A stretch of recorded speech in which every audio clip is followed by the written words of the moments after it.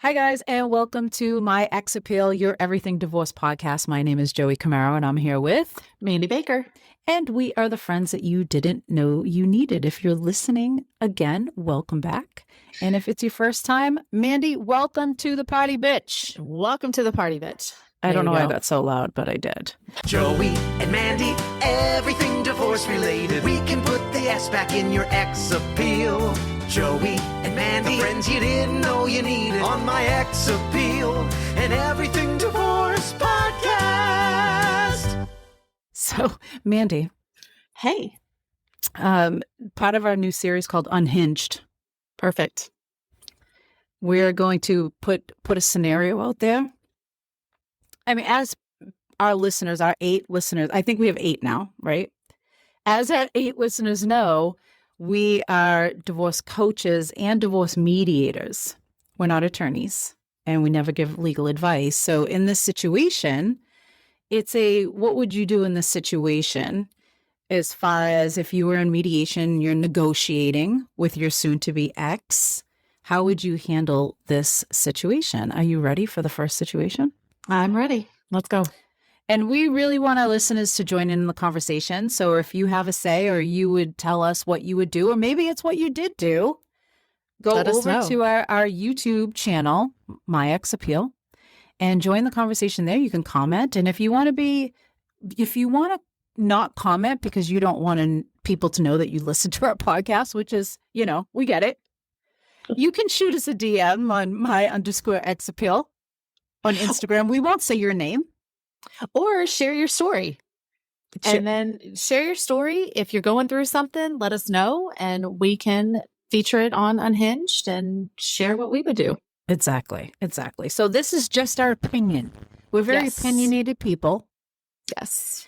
And this is our opinion. So, scenario, Mandy. Number 1. Okay. Let's say you're married to your spouse for 10 years. Okay. You have kids. They're about elementary school age. You both decide that you want to get a divorce. You're splitting assets. Not many assets to split. Debt is pretty much separate, right? Going into because when you split, you also split assets, and you also have to talk about splitting debt too. People don't understand that. So the only thing that's pressing is you owe money for your college loans. Now, you were not in college when you were married. Obviously, that happened before you got married.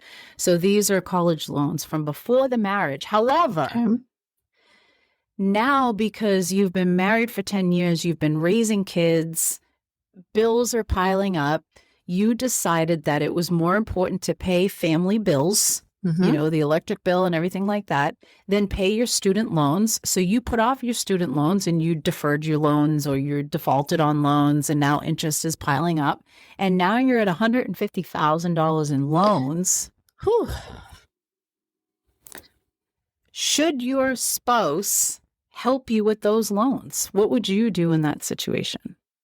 That's a great question, because the education got you the job that helped you pay the bills for the family. And I agree. Student loans are going to be there, but they do rack up in interest. What I think I would do is I would, as painful as it would be, look at the bills that I paid. Look at the bills that did they pay the same bills, or did they split the bills? We're paying we're paying certain bills. Okay. So what I would do is I would look at all the bills that I paid and look at the bills that my spouse, soon to be ex-spouse, paid. And I would probably ask for half. Okay. Oh, you'd ask for half. I would ask for half. I would ask for half of whatever I paid or whatever he paid to go towards those student loans. Oh, half of the bills. So you're not saying give me half of the student loan. No, okay. I'm saying giving half of the bills, because that for me, my understanding is that education is something I'm taking with me. Oh, true. Okay. Good point. I don't have to split my education. Mm. right? So I'm going to be able to go do something with that because you don't lose that no matter what happens. So I would look at the bills and because bills, I mean, electric bill versus the water bill, especially in Texas, electric bill is going to go high in the summer Right. to cool down the house, whereas the water bill might stay even. So if I've got the electric bill under me and I'm paying $700 in August for my electric bill and he's paying $200 for the water, Yeah. well, yeah, give me half. So you'd go through 10 years of bills? I take a year Okay. times 10 Yep. and then average that out, whatever, and then go half. Do you think, though, that person, the other person, should be responsible? Say you're the person who has the loans, right? Right. Should the other person be responsible because you decided not to pay those loans? What if you never went to that person and said, "Hey, I don't know if you know this, but I'm not paying my student loans because I'm paying bills." What if you like put yourself in the other seat now. Someone's coming at you saying, "I have $150,000 in student loans. I need you to Okay. help me." Would you be like, "You never told, I didn't even know that it was Okay. getting like that"? If I didn't know that it was getting like that, then we definitely need to get divorced because what else don't I know? Right. So there was lack of communication to begin with. So if we're flipping the script and now someone's coming at me asking me to pay half of the bills, and I didn't know, I'm just trying to think through this, and I didn't know that your student loan had crept up to $150,000. I don't know. I might give you a percentage. I might give you 25% and then say you got to work out the rest on your own because you are taking it with you. So that part of my brain doesn't go away. Yeah. Right? Like, what am I buying? I'm not buying anything. So yeah. I'd offer a percentage of the bills, but I wouldn't pay. Yeah. I know. Well, it's different when you're thinking about it from that seat, like the one who Right. has to pay. You're like, wait a Right. second. What if you did know, though? What if over the years the person said, "Hey, I am struggling here. I'm trying to pay these particular bills and I'm defaulting on these loans now"? Depends on the relationship. Depends on everything else that we had on the table. But if we don't have a lot of assets to split and we still have the kids to take care of and they're in elementary school, so that's a long haul. Right. You still have car, college, all the things for school. I think either way, I would offer something else up. Right. Part of my 401k, my IRA, maybe a little bit more on the house if we were selling the house, maybe a little bit more on the car if we were selling the car. I would give up something to try to even it out. But if you're coming at me and asking me, "Hey, I need $75,000 to pay off these student loans," absolutely not. Right. So you're saying you'd give a little bit more, but definitely not. It's not cut in half. That's not really fair. No, because I'm not getting anything out of it. Yeah, because you're saying based off of the fact that you always have that education and you can go prosper off of that. Right. Yeah. What would you do? I actually didn't even think of that about leaving with that education. So there's a huge part of me that it's like, well, it's your debt. Too bad. Yeah. But I think the biggest thing would be, did we talk about it and did I choose to ignore it? Maybe. And do I have to come to terms with that? So if I'm sitting in the seat of the person who doesn't owe the loan, I would have to sit down and really take a good look at myself and say, okay, did he or she say this to me and I just chose to ignore it because I wanted nothing to do with it and I just wanted the bills paid? Well, that's true. Yeah. Or is it, did this person never tell me that? And if they never told me that, well, then I say too bad. But we're talking mediation now. We're not talking about what anyone's entitled to. We're not talking about what a judge would say. We're talking, opinions, and maybe what's in mediation is negotiations. Negotiations, so I would probably go the route down with you, say, okay, if I was the person who had the loans, in my name, I would probably say, okay, can you help me in XYZ way? Or can we talk about like the house and things like that? I think that if you're married for a long time, especially like 10 years, and you have kids together, isn't it in your best interest to make sure that, say, if it's me who has the loans, isn't it, and I'm married to you, Mandy, isn't it in your best interest that I'm, say like the mother of your kids, that I'm not going to end up drowning in debt, and I can't, the kids are coming over to my house and they're eating mac and cheese because I'm paying off. Student loans are insane. Oh, student loans are insane, and they're always there. Right. So it's like, so maybe it's in your best interest to help me out a little bit so our kids are okay, right? Yeah. Or they have a better than not place to live. Because when you're in debt, everything piles up. Your credit score goes down. You can't qualify for certain things. And then all of a sudden your kids are going to the other spouse's house. That isn't up to par. And I think you said to me one time, Joey, in mediation, we want to make sure that someone's not living in a mansion versus a shack. Right. So you want to make sure that everyone, and it's for the kids' sake. I mean, when you go into mediation, you got to think about that too. Yeah. So I think it's kind of a loaded question in the fact that there's probably other things going on, because it's, so say I'm the one with the loans and I'm asking you to help, but you might be saying, but I'm completely strapped too, because we're splitting up assets. Like there's no extra money to give, because if I give you more money, so say I'm the person who doesn't have the loans. If I give you more money, then how am I going to go out and buy a house? How am I going to pay if I need that extra, $40,000 or whatever it is? Well, I need that. I think I would, in that case scenario, I think I would negotiate in mediation. Well, if that's the case, and now that I have $150,000 in loans, when the kids turn 16, and we know that car insurance is expensive, can you absorb that cost, knowing that I'm paying down these loans in order to create a good life for our children? Right. Or is that too far away to even think about kid turning 16 if you have elementary school kids? It is, but it's not. Because that's when, just personally, that's when I went through my mediation, and I was told the same thing. Don't think about the cars. Don't think about the insurance right now. Now I'm blinking my eyes, and my son's a year and a half away from being in driver's ed. Oh, it goes fast.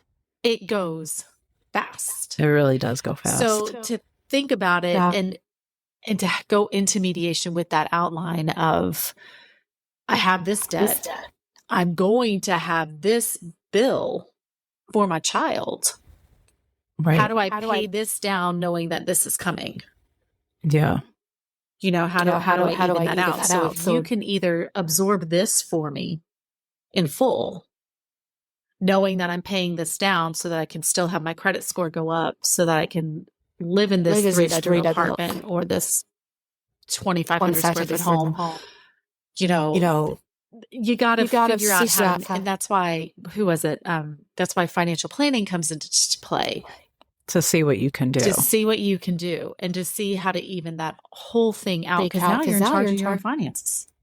Yeah. And even if you get remarried, in my view, this is totally my personal opinion, I think that a bonus parent is there for support. But if the other parent is still in the child's life, that is still the other parent's responsibility. Yeah. To take care of things financially for the children, whereas the bonus parent is there for emotional support and just someone else to bounce ideas off of, and protection and things like that. Yeah. Things get a little bit different when somebody else comes into the picture. That's for sure. Anyway. But not when you're in mediation, you're not thinking like that. You're not thinking, my future spouse. You're not thinking that way. You're just trying to get through it. Yeah, just like you don't go into a marriage thinking you're going to get divorced. Right. You're not thinking like that. But it does happen quite often. So, it probably isn't a bad thing to think about it. But I think my My initial reaction, if somebody asked me for money, my initial reaction is no. But that's without thinking. Right. Well, and that's without a mediator going, now hang on, Joey. Right. Let's look at this. Let's think about this. Let's think this through. Yeah. Yeah. I would love to know. I would love to know other people's opinions on that, because I would love to know if there's people out there that are just like, no, it has nothing to do with me. It was before me. That's your problem. You should have planned better. Yeah. Well, yeah, there's that too. Or if somebody, what the heck was that? Did you hear that noise? That was weird. Or if somebody just is like, no, I get it. Like, you should help. And I think that also goes back to how you're coming into mediation. Do you hate each other? Right. Or are you doing this because you just grown apart? Right. Like, are you just like, sometimes people are so done with the other person that they're like, if my name isn't attached to that, that's your debt before you came in, I am done with you. I'm done with it. So I guess there are some other scenarios, but I would love to hear from anyone else. So please chime in on what you would do. I think it's a great conversation. Put yourself in the situation and just see what you would do. Just offer up your opinion. But obviously there's laws in place for things, and judges sometimes have to make an ultimate decision for people if they can't decide themselves, which is, sometimes, it's 50-50, right? It's when you go into a courtroom, you're not guaranteed to win. No. Or get what you want. Right. Exactly. So, but it is definitely a crazy scenario to be in going into a marriage. And, and that's why a lot of times you have to have these conversations when you first get married. Absolutely. What debt do you have? How is that going to get paid off? What happens when things get sticky? Like, down the road when we start having kids and you have this debt, are you going to be able to pay it? It's a good conversation to have. In hindsight, what do they say? Hindsight is 20/20. What do you do? Okay, great. Now you know that you should have had that conversation, but here we are. So here we are. Anything else, Mandy, that you want to? I don't think so. Not on that one. Okay. All right. Well, I like your opinion. I like yours. You changed mine a little bit, I'm going to say. Well, I like how confident you are to say no. I do. I love that. Nah, I'm good. I'm I'm a reactive person though. I'm a fix your face person. Okay. So you're not reactive. You think. I'm learning to think through it. Okay. And then I'm definitely that person who sits in bed and goes, damn it, I should have said that. Oh, see, I'm opposite. I say it and say, damn it, I shouldn't have said that. Do you see what I'm saying? Yeah. So I'm reactive, meaning I would just be like, no, fuck you. Yeah. No. But that's not right. Well, I'm more of I'm such a people pleaser. So I'm more of I'll put myself last and then I'll go home and I'll be like, screwed myself. Damn it. Yeah. Oh, well, good thing we're opposite. Yeah. Works out. It does. Okay, so join the conversation. Head over to My Ex Appeal on YouTube and comment. Don't forget to hit the subscribe button. Hit a button. And if you would rather join the conversation in private, you can always send us a DM. We won't say your name. It's fine. No, we would never do that. Never do that. And don't forget to ask our opinion. That's all it is. Everybody has one. And we're divorce coaches. We can help. We can help. That's what we do. So and we're opposite. So you're getting two different opinions. No shit, Mandy. Oh my God. So that's good to know. Okay, guys. We will see you next time on My Ex Appeal. Talk to you later. Bye. Bye.